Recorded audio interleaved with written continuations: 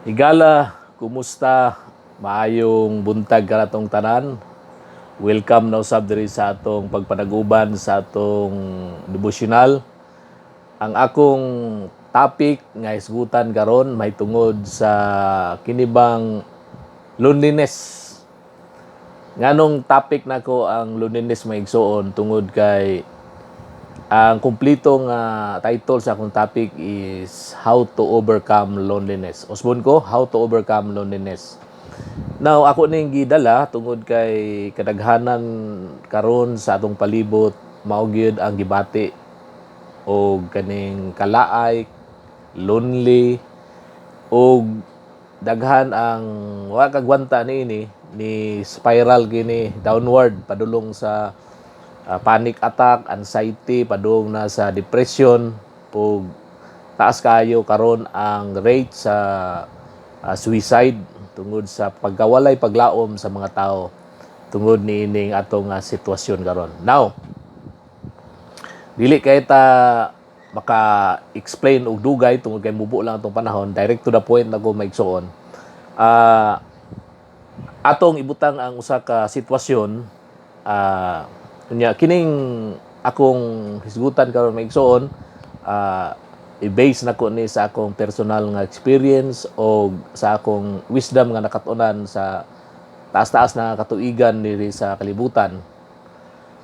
Og dili ni isipon nga doktrina, dili sad ni isipon nga theology, kundi dili ato lang ning himuon nga personal advice o wisdom sa mga taas-taas nag-edad diri sa kalibutan.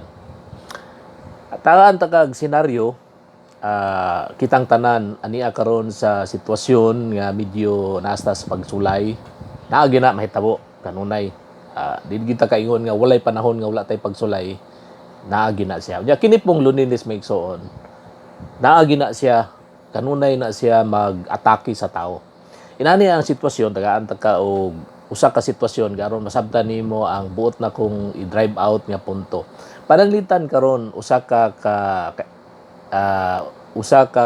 single or ibutang tala nga usa ka minyo o usa na kakahamtong ibutang tala hamtong o batan-on naa kay ginikanan, naa kay parinti, naa kay mga kasilinganan ug ibutang tala nga walay COVID pa karon, wala pa pandemic. So pwede nga ikaw usa ka batan-on single, pwede nga usa ka hamtong na nga ubot ang talang balo ba ka ha? Widow ba? Or posible nga wala pa kay trabaho, posible nga estudyante ka. Oh, nana ang sitwasyon. Ako ang i-generalize na ako ang sitwasyon. Now, pero na kay ginikanan. Na kay mga silingan, wala pa'y COVID. Kung na-feel nimo nga lonely ka, unya ang solusyon nga nakita mao mo gini ang solusyon sa kalibutan o sa mga gitawag lang practical nga way. Posible nga ang loneliness nimo ingno nato nga kung batan-on yun nga adtos barkada, mamailihan, wag hugoy-hugoy, inom-inom, ingnon ta socializing, makig-unong sa mga barkada, fraternity, uyab-uyab, mo na siya ang solusyon sa kalibutan kung feeling nimo lonely ka. Ang uban kung single ka niya na magyapon kay ginikanan na pero lonely ligapon ka. Dagi uban moingon nga suray solusyon na pagminyo gyud. Oh. Tan karon kung minyo na pud ka niya wala pa ka tagaig anak, wala pa gihatag ang mga bata. Solusyon gyud na mingon nga mingaw gyud ang kinabuhi kung walay anak. So dapat gyud magkaanak gyud ka. Kung wala ka anak dili gyud ka magmalipayon, lonely ka permi. Mao na siya ang pagtuo nga gina-brainwash ato. Which is kung ato yung tagsa-tagsaon na siya slice kana nga mga baruganan, matingala ta kay naay mga tao ang ilang pagtuo nga kaminyoon mo'y wa nila sa loneliness. Pero na may daghan nga naminyo na still miserable gyapon lang kinabuhi, lonely pa gyapon sila. Napuiban nga nagkaanak na. May samot man nila problema noon kay pag-abot sa ilang gipaabot, lahi naman noon ang mahitabo. Well, naay mga inana ba nga cases. So I'm saying ang practical nga paagi sa kalibutan para nga mawala ang loneliness is outside in, meaning ang gawas nga circumstansya mosulod sa sulod, meaning matukag mall, matukag mga beer house, matukag ilimnanan, maghugoy-hugoy, mo na ilang pagsabot sa pagbatol sa loneliness. Pero kung imong tan-awon, kaminyoon, kwarta, trabaho, mo na ilang gitan-aw nga maagapan ang loneliness o kining mga diferensya sulod sa tao. Pero ako nakita nga still bisan tuod nga naa ka anang mabutanga, pwede gyud gihapon nga lonely gihapon ka or dissatisfied gyapon ka sa imong kinabuhi. Ngano man ni? Tungod kay para nako ang usay gud kining loneliness naana siya sa sayop nga pag-identify nimo sa imong kagalingon. Sayop nimo pag-identify sa imong kagalingon. Now, kung imong yun nahuna nga ang mga tao sa palibot ug ang sirkumstansya maoy makawala sa imong loneliness, di ka na sayop. Kay so saon nimo pag pasulod sa mga tao sa imong palibot, pwede gyud gihapon nga naka sa crowd, lonely gihapon ka.